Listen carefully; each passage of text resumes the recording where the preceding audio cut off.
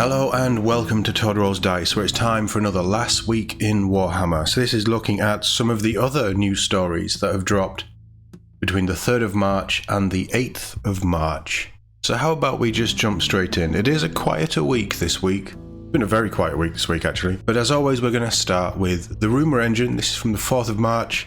And it looks like smoke, gas. It's a bit of scenery. It's a bit of decoration for someone's base. I think, I always say this, I think it's AOS, but it could also be some kind of cool demon-y thing or warp energies. I don't know. This is, for once, this is actually quite an obscure one, and I appreciate that. So at time of recording, we haven't had this revealed, unlike last week's when it was revealed about 3 days after they showed off the Rumour engine. But we will see. It's obviously something. Let's put it that way. Let me know what you think in the comments. And for our next article, we're going to look at the White Dwarf 510 preview. So this is focusing on Middle-earth and going behind the scenes on the new edition that came out a few months ago. I love these models so much. So much. There's over 30 pages of Middle-earth content, which includes rules designers behind the new rules. I say new rules, the updated version of the rule set. There's also a battle report, I believe, and a closer look at the new miniatures. They do these with every new edition that they release. They did it with AOS, they did it with Leviathan when Leviathan dropped last year before. These are always quite interesting, and because it's a game system that I'm particularly interested in, I'm picking it up for this regardless. But this is good. Yeah, I'm looking forward to this one. We have Eldari information looking at key figures from the creation of the range over the years, weighing in, talk spirit stones and shuriken weapons. Obviously more designers talking about, the first appearances for Rogue Trader and, the very early stages of Warhammer 40k and onwards. So it's an interesting look at the history, I suppose, of the Eldari faction, back when they were Eldar. And it gives you the Twilight Cavalcade, which is the Harlequin's only combat patrol. I'm going to talk about combat patrol in another video because I've picked up the last issue of White Dwarf with the Knights combat patrol. Yeah, it's not good. it's not good, and it just proves that combat patrol as a game system, as a way of playing 40k, is not good compared to Spearhead, at least. But at least there's something new for people who just want to play smaller skirmishes with a fixed loadout, just quickly roll dice, purely with Harlequins. So that's there. We also have a look at the Mortal Realms with Flashpoint Grashnak, which provides Legends rules for Overboss Dakbad and his Iron Sons Army of Renown. Legend rules though, come on, but there's a new Army of Renown, but they're Legend status already, but at least it's something, I guess. And on top of that, there's also part 2 of the Bunkers Car Show. I'm not really bothered on that, to be honest. But maybe I'll change my tune once I've fully read 509. And for the supplemental extras, the cards, the stats, the whatever they're giving away, mission cards was I think the last one. We are getting hero cards for Middle-earth strategy battle game, 10 exigency stratagem cards for Warhammer 40k, and the regular scenario cards for their Battle Bunker White Dwarf Club. I'm interested to know what they mean by hero cards, because there's a lot of heroes in Middle-earth. Are they talking heroes purely for what's in the box, the new box, so War of the Rohirrim, or are they talking for everyone, which is probably going to be as thick as White Dwarf itself? Interesting. I'd like to know more on that. You can pre-order it now, and you can pick it up from newsagents in about 2 weeks, I think. Yeah, I mean, there's probably not a huge amount going on for the vast majority of hobbyists, unless you're just interested in reading White Dwarf. Big win for me is anything Middle-earth. Middle-earth over AOS at the minute for me, just because there's more going on. I'm more excited about the Middle-earth releases. I did a video on Prince Imrahil's new model in Reveal and the Armies of Middle-earth book that I'm really looking forward to. So yeah, that's White Dwarf 510. Little preview, little sneak peek. I don't know why White Dwarf has to be on a 2-week pre-order, but it just doesn't make sense to me. Here we are. So let me know if you'll be picking up White Dwarf 510 in the comments and what stands out to you that's of interest. Our next article is last week in Warhammer TV, Warhammer Plus. I don't even know what to call it anymore. Everything seems to be pointing to Warhammer TV. So here's what's new and coming for Season 2 of Warhammer TV, Warhammer Plus. Who the fuck knows anymore? But they have 4 new shows being added into the mix, along with new episodes of others you already know and love, apparently. Here's a timetable of what you can expect to see. So alongside the Painting Desk and Masterclass, 2 new productions turn up the dial on hobby content. Armies of Renown showcases some amazingly painted and converted armies, alongside interviews with their talented creators, while Ultimate Paint Off pits guest painters against each other to create something based around a certain technique or theme, with a judge selecting the overall winner. That actually sounds interesting. Ultimate Paint Off. There's some stunning models though. This must be the Trajan's Tesseract Trials. They look good.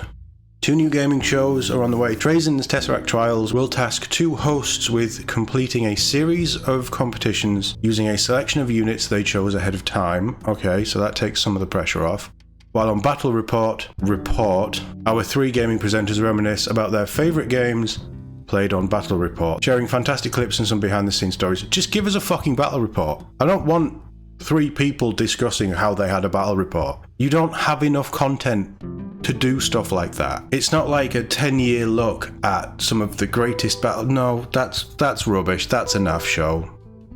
I think that they're just spitballing. Somehow that idea got through. I think that's a poor idea. Just give us a battle report. Although battle reports are a pain in the ass to film and edit, so I get why they're trying to cut corners. There's also 3 episodes of Black Talon Season 2, Lawmasters, Deep Strike, How We Roll, and Scribes and Scriveners. Oh, so they are continuing the previous stuff. Oh, okay, they made it sound like they weren't.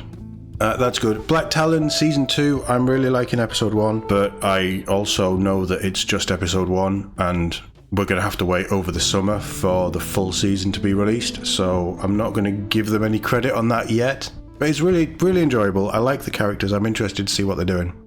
So what have we got this week? This week we have Black Talon Season 2 Episode 1. We have Citadel Masterclass, which is looking at painting Blood Angels in the style of Angels of Death. Lawmasters is talking about the Empire of Man for the Old World. And the Tesseract Trials first appearance for the new Emperor's Children on Warhammer TV. I haven't watched anything other than Black Talon yet. But yeah, that's it for this week. Black Talon is genuinely, I think that's going to be very good.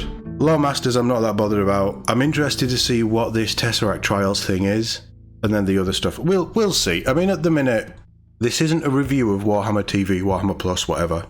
Overall, I like it. I don't know if it's worth the money, bearing in mind we're in March of the 4th year, so 6 months into the 4th year.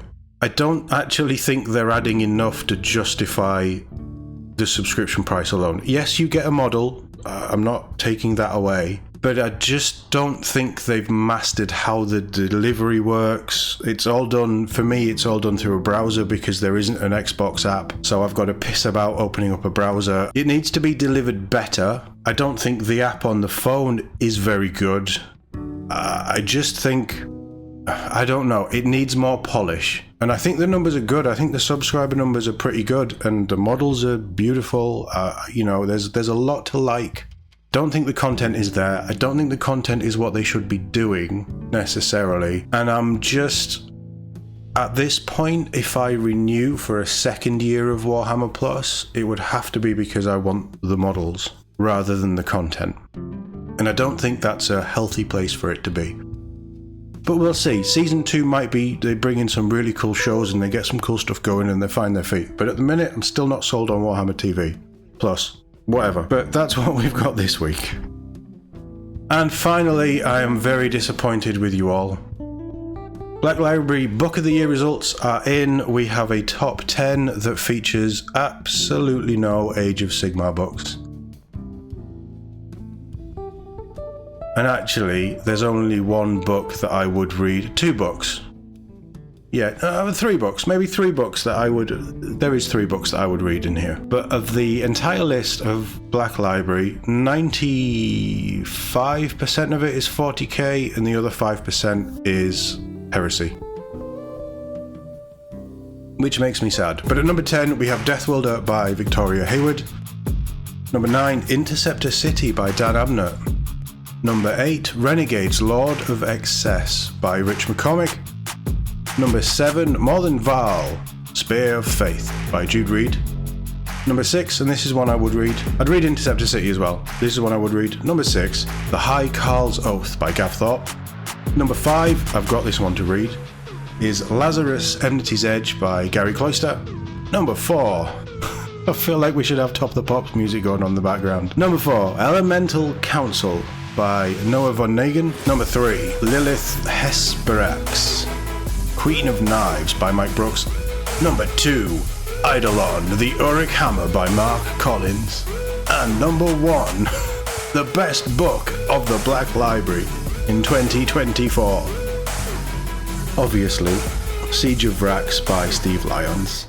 Yeah, Krieg was always going to take it because there's so many Krieg fanboys out there. I'm not sorry about that. The best book isn't even here. Didn't even make the top 10. There's been 2 really good Sigmar books. I think there've been 3. And there's nothing. Which is such a shame for me because I think the Sigmar lore is really getting into its own stride. The characters are really interesting and the writers are very good. Yeah, a little bit sad for me, but this is what we have. I'm not going to argue with it because I haven't read any of these books in the top 10, so I can't argue with them. This is what the community's voted for. So if any of your favourite books are on there, let me know in the comments. And I'm going to call this one there. Much shorter this week. I know I'm doing model reveals and things as separate videos now, and I'm just tweaking and changing what we do on the channel. I'm still figuring out what last week is meant to be doing. I think it is just going to be the small stuff, Rumour Engine, a look at Warhammer TV for the week, and then a few other little bits. We'll do reveals separately. Yeah, who knows? But either way, even for reveals and things, there was some big reveals, some really nice stuff shown off. We had Necromunda, we had Middle Earth, and then we had the new Blood Angels for Horus Heresy, Blood Angel, Horus Heresy. Still felt like a quiet week. But let me know what your thoughts are, as always, in the comments. Thank you very much for watching, and I'll see you all on the next Last Week in Warhammer.